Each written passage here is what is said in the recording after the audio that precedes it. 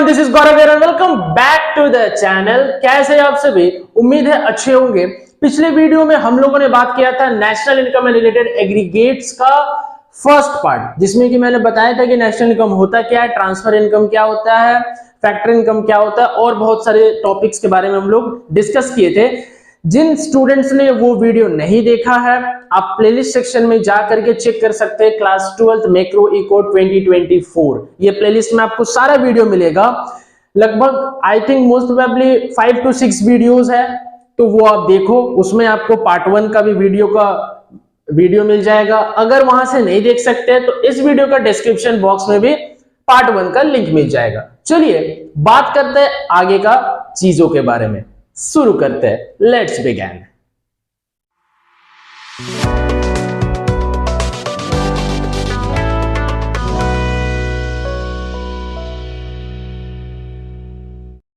बात करेंगे कि सर क्या अब सबसे पहले तो नेशनल इनकम समझ गए सर। बात करेंगे वो रिलेटेड एग्रीगेट्स क्या है। ठीक है, मेन चीज है नेशनल इनकम समझने के बाद सवाल ये पैदा हो रहा है कि एग्रीगेट्स क्या है।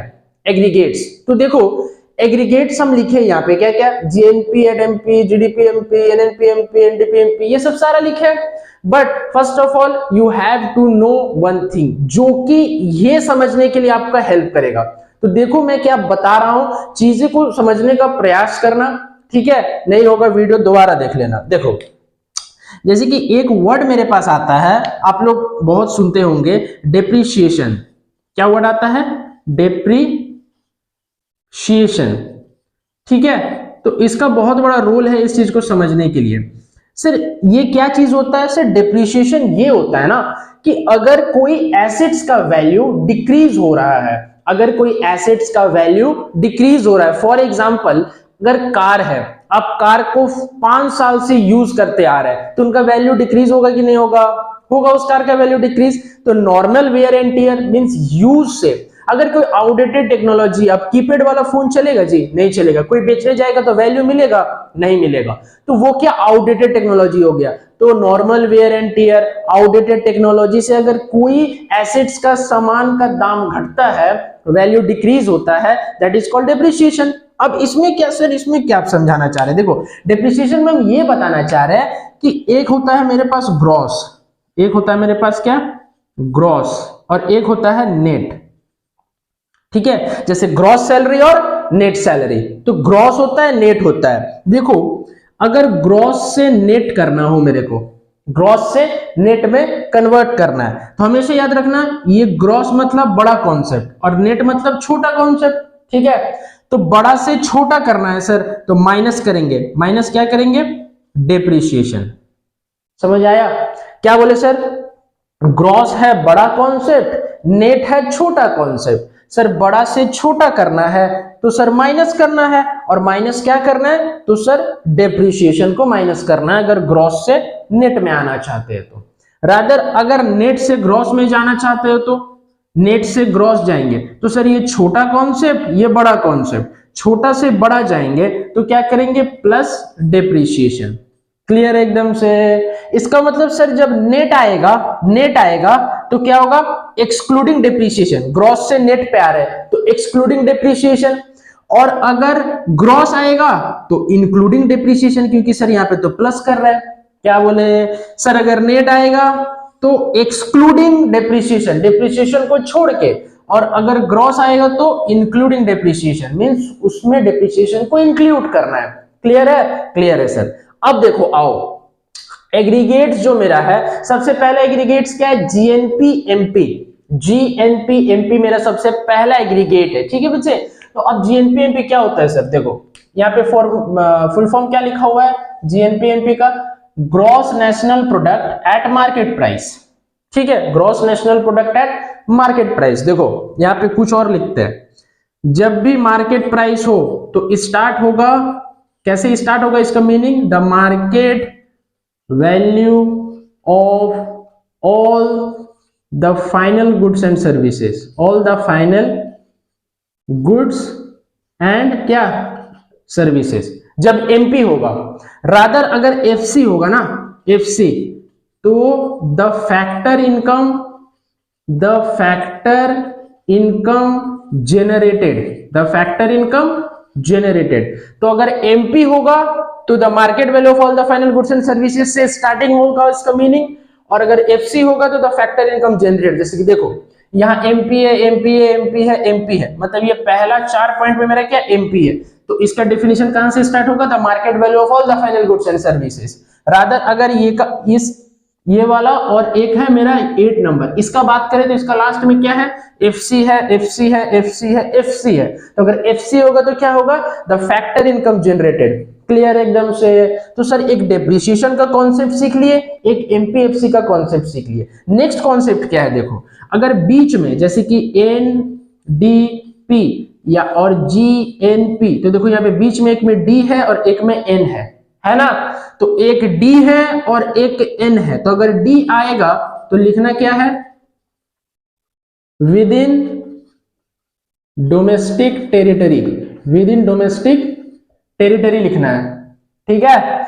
और एन आएगा तो क्या होगा, बाय द नॉर्मल रेसिडेंट्स।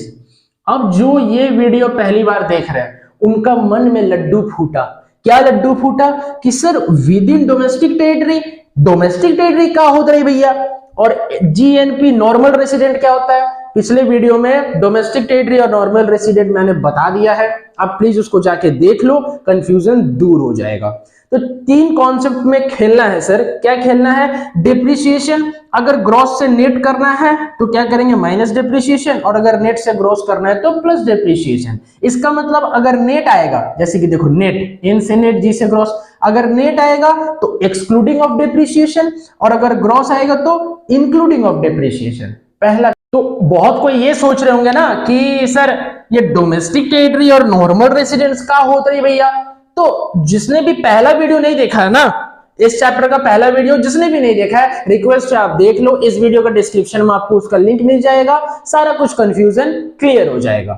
तो 3 कॉन्सेप्ट हम लोग सीखे। पहला कॉन्सेप्ट क्या है, डिप्रिसिएशन, दूसरा एमपी और एफसी, और तीसरा एनडीपी, मतलब डोमेस्टिक और नेशनल। अगर डी रहेगा बीच में तो विद इन डोमेस्टिक टेरिटरी लिखना, और अगर एन रहेगा बीच में तो बाय द नॉर्मल रेसिडेंट्स लिखना। चलो बात करते हैं अब सबसे पहला क्या है, GNP MP, gross national producted market price. अगर सर एमपी है तो आप क्या बोले, the market value of all the final goods and services लिखना है, ठीक है। स्टार्ट करो, the market value of all the goods and services which are produced, बीच में सर एन है, which are produced by the normal residents, which are produced by the normal residents of a country including of depreciation.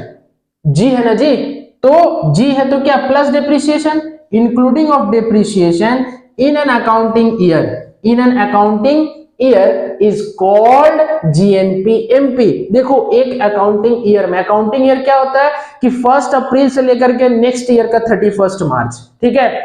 1 अप्रैल यानी जैसे भी 2023 चल रहा है, तो अकाउंटिंग ईयर क्या हो रहा होगा सर, 1 अप्रैल 2023 से नेक्स्ट ईयर का 31 मार्च 2024। तो ये मेरा अकाउंटिंग ईयर है। तो एक अकाउंटिंग ईयर में बोलना है इस डेफिनेशन को, the market value of all the final goods and services which are produced by the normal residents of a country including of depreciation in an accounting year is called GNP-MP।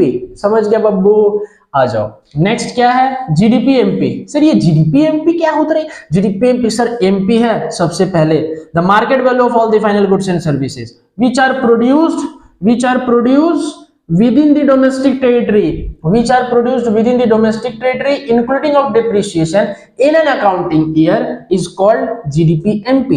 फिर NNP-MP क्या होगा sir, वही same. अगर MP मिला तो starting करो the market value of all the final goods and services से। तो MP मिला तो क्या करेंगे, the market value of all the final goods and services which are produced by the normal residents। देखो N है, यहां पर भी सर N है बीच में, यस सर। यहाँ पे क्या लिखे, बाय द नॉर्मल रेसिडेंट्स, तो यहां पर भी लिखो bye the normal residents of a country. लेकिन सर इसमें एक कलेश हो गया। क्या कलेश हो गया सर, इसमें तो आप इंक्लूडिंग डेप्रिसिएशन बोल रहे थे, लेकिन इसमें सर एन है, और आप बोले अगर नेट आए, नेट तो नेट में क्या, एक्सक्लूडिंग डेप्रिसिएशन। तो कलेश यहां पे है।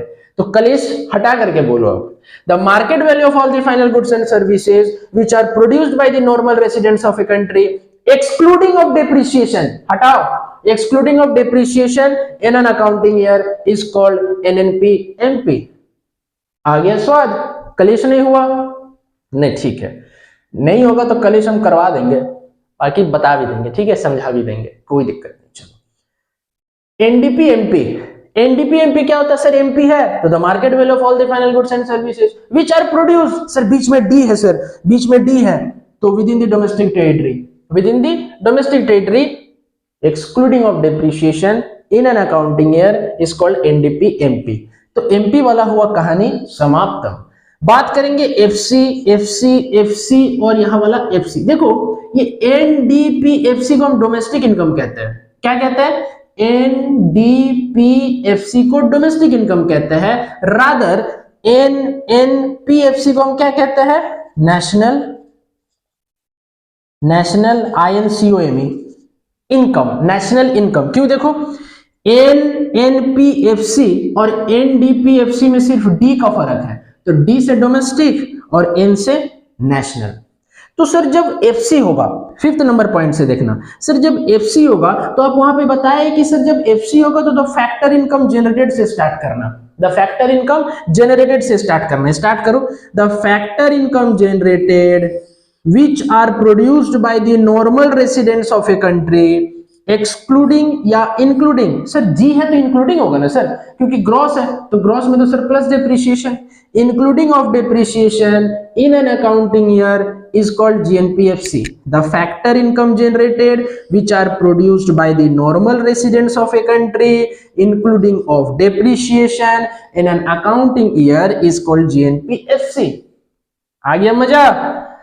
अल्टीमेट सेटिस्फैक्शन, इसको कहते हैं मेंटोस जिंदगी, और ये है आम जिंदगी और ये है मेंटोस जिंदगी। ठीक है, क्यों? क्योंकि ये बता दिए पहले, इसीलिए समझने में इजी होगा अब। ठीक है बाबू, आ जाओ। GDP-FC, GDP-FC क्या होता है सर? FC का मतलब होता है फैक्टर कॉस्ट। ठीक है, FC अगर होगा तो आप बोले द फैक्टर इनकम जनरेटेड से स्टार्ट करो, स्टार्ट करो। The factor income generated which are produced by the, नहीं होगा, विद इन डोमेस्टिक टेरिटरी होगा क्योंकि बीच में D है। तो the factor income generated which are produced with in the domestic territory of a nation including of depreciation in an accounting year is called GDP-FC। Next क्या है ना मेरे पास? Next वाला है कि NNP-FC क्या होता है। देखो इसको हम लोग क्या कहते हैं? NATIONALINCOME, national income. और इसको हम लोग क्या कहते हैं? DOMESTIC INCOME, domestic income. देखो इसमें और इसमें ना सिर्फ N और D का फर्क है, नेशनल और डोमेस्टिक का। ठीक है, इसीलिए इसको नेशनल इनकम, इसको डोमेस्टिक इनकम। कोई भी पूछे नेशनल इनकम का सिंबल क्या होता है तो बता देना NNP-FC, डोमेस्टिक इनकम का सिंबल क्या होता है तो बता देना NDP-FC। समझ गए बब्बू? तो अब यहाँ पे दोनों में FC है, तो FC में आप क्या बताए sir? The factor income generated. ठीक है सर, स्टार्ट करो। The factor income generated which are produced, बीच में N है, which are produced by the normal residents of a country। कलेश हो गया सर, क्या कलेश हो गया सर? यहाँ पे N है तो N का मतलब क्या है? नेट, और नेट का मतलब आप बताया है एक्सक्लूडिंग डेप्रिसिएशन, और G का मतलब बताया है क्या? G का मतलब क्या? प्लस डेप्रिसिएशन, N का मतलब माइनस डेप्रिसिएशन। तो N है तो माइनस मतलब एक्सक्लूडिंग, G है तो प्लस मतलब इंक्लूडिंग। तो the factor income generated which are produced by the normal residents of a country excluding of depreciation in an accounting year is called क्या? NNP-FC। समझ गए बब्बू? और लास्ट है मेरा क्या? NDP-FC। NDP-FC में same, the factor income generated which are produced, D है बीच में, which are produced with in domestic territory of a country excluding of depreciation, क्योंकि इसमें भी तो नेट है sir, excluding of depreciation in an accounting year is called NDP-FC। तो ये वाला क्या है? Aggregates related to national income. इन दोनों को मैंने सेपरेट करके बताया, इसीलिए बताया क्योंकि इन दोनों में थोड़ा समझने लायक था कि ये नेशनल इनकम है, ये डोमेस्टिक इनकम है। ठीक है, इसमें सिर्फ N और D का फर्क है, और ग्रॉस नेट और ये मतलब पहला कॉन्सेप्ट, दूसरा कॉन्सेप्ट और ये तीसरा कॉन्सेप्ट तो आप लोग समझ ही गए हैं। ठीक है बाबू? ठीक है, चलो हो गया। अब देखो इंक्रीज इन नॉमिनल जीडीपी और इंक्रीज इन रियल जीडीपी समझने से पहले तुमको एक चीज समझना और जरूरी है कि सर रियल जीडीपी और नॉमिनल जीडीपी होता क्या है। ठीक है, देखो एक होता है रियल जीडीपी और एक होता है क्या मेरा नॉमिनल जीडीपी। एक होता है रियल जीडीपी और एक होता है नॉमिनल जीडीपी। तो देखो अगर कोई भी कंट्री का जीडीपी को हम एस्टिमेट करते हैं, कोई भी कंट्री का अगर जीडीपी को हम एस्टिमेट करते हैं by considering current year price, current year price को लेकर के अगर हम कोई कंट्री का जीडीपी को एस्टिमेट कर रहे हैं तो उसको कहेंगे क्या, नॉमिनल जीडीपी। इसका फॉर्मूला क्या हो जाएगा, करंट प्राइस इनटू क्वांटिटी, और इसका क्या हो जाएगा, बेस ईयर प्राइस। क्या होगा बच्चे, बेस ईयर प्राइस अगर लेकर के कंसीडर कर रहे हैं तो उसको कहेंगे रियल जीडीपी। तो अगर करंट ईयर प्राइस को लेकर के जीडीपी कैलकुलेट कर रहे हैं कोई कंट्री का तो उसको कहेंगे नॉमिनल जीडीपी, अगर बेस ईयर को लेकर कर रहे हैं तो उसको कहेंगे रियल जीडीपी। इधर बेस ईयर बोल सकता है या तो कांस्टेंट, या तो कांस्टेंट ईयर क्या प्राइस। हो गया, ठीक है। अब इंक्रीज इन नॉमिनल जीडीपी क्या होता है, देखो सर प्राइस इंक्रीज करेगा इसमें लेकिन प्रोडक्शन कांस्टेंट होगा। देखो ये क्वांटिटी है, देखो क्वांटिटी कांस्टेंट है 10-10, बट प्राइस इंक्रीज कर गया 10 से 15, समझे। तो अगर क्वांटिटी प्रोडक्शन कांस्टेंट है और प्राइस इंक्रीज कर रहा है तो उसको कहेंगे इंक्रीज इन नॉमिनल जीडीपी। जैसे देखो 10 × 10 100, 15 × 10 150, तो इंक्रीज किया। लेकिन इंक्रीज इन रियल जीडीपी क्या होता है सर, उल्टा। उल्टा क्या सर, प्राइस कांस्टेंट हो जाएगा बट प्रोडक्शन इंक्रीज होगा। इसमें देखो प्रोडक्शन कांस्टेंट है, प्राइस इंक्रीज हो रहा है, इसमें प्राइस कांस्टेंट है, प्रोडक्शन इंक्रीज हो रहा है। देखो प्राइस कांस्टेंट है कि नहीं है, यस सर। क्वांटिटी इंक्रीज हो रहा है, हो रहा है सर, समझ गया। देखो नेक्स्ट बात क्या करेंगे ना, जीडीपी डिफ्लेटर। अब ये सर जीडीपी डिफ्लेटर क्या होता है, what do you mean by GDP deflator. देखो जीडीपी डिफ्लेटर बोल लो या फिर उसको तुम प्राइस इंडेक्स भी बोल सकता है, या तो उसको फिर प्राइस इंडेक्स भी बोल सकते हो आप। तो क्या होता है प्राइस इंडेक्स कि sir nominal GDP upon real GDP into 100, मतलब GDP at current year price divided by GDP at base year price into 100। तो एक बात बताओ, ये किसका फॉर्मूला है, प्राइस इंडेक्स का, प्राइस इंडेक्स। अब price index, nominal GDP, real GDP, ये तीन वैल्यू में अगर हमको दो वैल्यू मिल जाए तो कोई भी तीसरा हम फाइंड कर सकते हैं कि नहीं। मान लो कि नॉमिनल और रियल का वैल्यू दिया है तो पीआई निकल जाएगा, प्राइस इंडेक्स। अगर प्राइस इंडेक्स और रियल जीडीपी का वैल्यू दिया है तो नॉमिनल जीडीपी निकल जाएगा। अगर प्राइस इंडेक्स और नॉमिनल जीडीपी का वैल्यू दिया है तो रियल जीडीपी निकल जाएगा ना। तो ये तीनों कॉन्सेप्ट में अगर कोई दो वैल्यू मिल जाए तो तीसरा हम फाइंड आउट कर सकते हैं। क्लियर। अब देखो नेक्स्ट एंड लास्ट टॉपिक इस चैप्टर का क्या बचता है हम लोग के पास, जीडीपी एंड वेलफेयर। ये क्या होता है सर, जीडीपी एंड वेलफेयर। देखो एक हमेशा याद रखना माइंड में एक चीज कि सर वेलफेयर तभी होगा जब पैसा होगा। तो higher the per capita income more will be the purchasing power. जितना ज्यादा आप इनकम जनरेट करोगे आपके पास कोई भी सामान को खरीदने का क्षमता उतना ही ज्यादा होगा। फॉर एग्जाम्पल कोई 15,000 कमाता है व्यक्ति, वो अगर 1 लाख का 1.5 लाख का गाड़ी खरीदना चाहिए वो खरीद सकता, बट वो सोचेगा एक मोमेंट के लिए। बट अगर कोई 50,000 60,000 70,000 अर्न कर रहा है तो वो सोचेगा नहीं, क्योंकि उसका परचेजिंग पावर ज्यादा है। तो हम क्या बोल रहे हैं, higher the per capita income more will be the purchasing power. और जितना ज्यादा परचेजिंग पावर होगा उतना ज्यादा क्या, वेलफेयर होगा। और सर पर कैपिटा इनकम कैसे बढ़ेगा, अगर मेरा जीडीपी अगर मेरा जीडीपी ज्यादा होगा तो ही मेरा पर कैपिटा इनकम ज्यादा होगा, पर कैपिटा इनकम ज्यादा होगा तो परचेजिंग पावर ज्यादा होगा, परचेजिंग पावर ज्यादा होगा तो वेलफेयर भी होगा इकोनॉमी में या फिर कंट्री में। समझ गया। तो इसका लिमिटेशंस क्या है, बोलता है ना कि रियल जीडीपी एक्चुअल इंडिकेटर नहीं होता है वेलफेयर का। क्या बोले, जो रियल जीडीपी है वो actual indicator, true indicator welfare का नहीं होता है। कुछ लिमिटेशंस है। क्या क्या लिमिटेशंस है आओ जानते हैं। डिस्ट्रीब्यूशन ऑफ इनकम, सही बात है।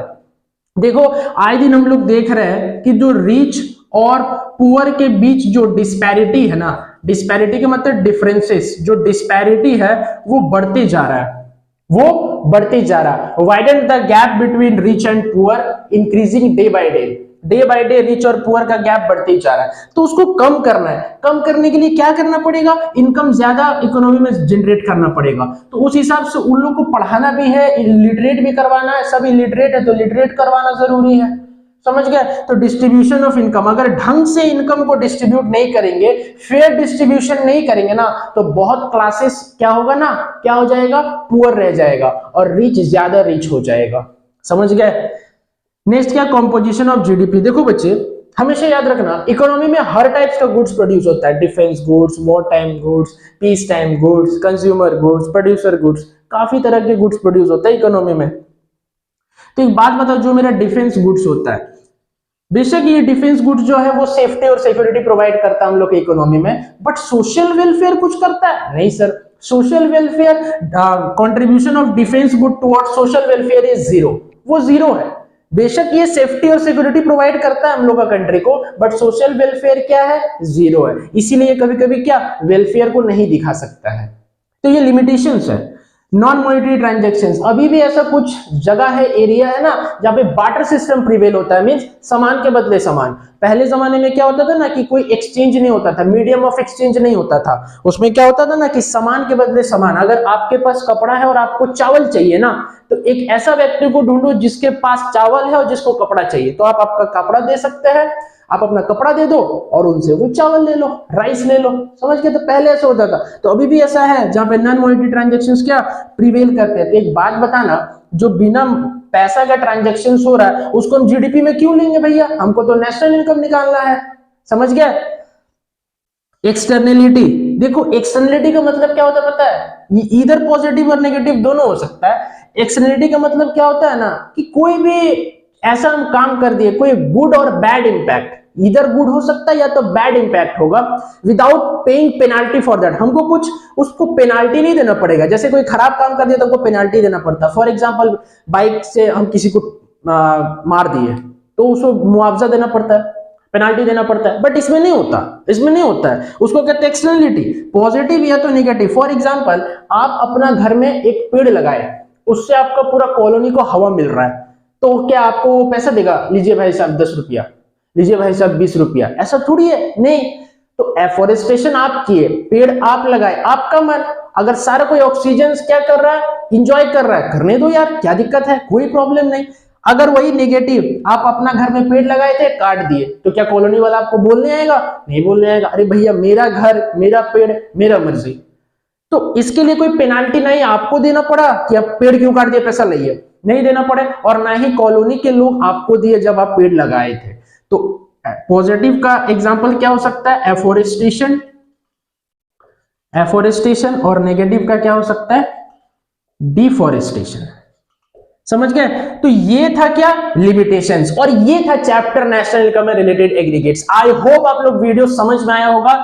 जो भी चैनल में मेरे न्यू है, प्लीज चैनल को सब्सक्राइब कर लो, ये वीडियो सारे दोस्तों तक शेयर करना। सारे स्टेट्स बोर्ड या सीबीएसई बोर्ड सबके लिए वीडियो यूजफुल है। तो चलिए मिलते हैं नेक्स्ट वीडियो में। Till then bye bye and take care, wish you all the very best.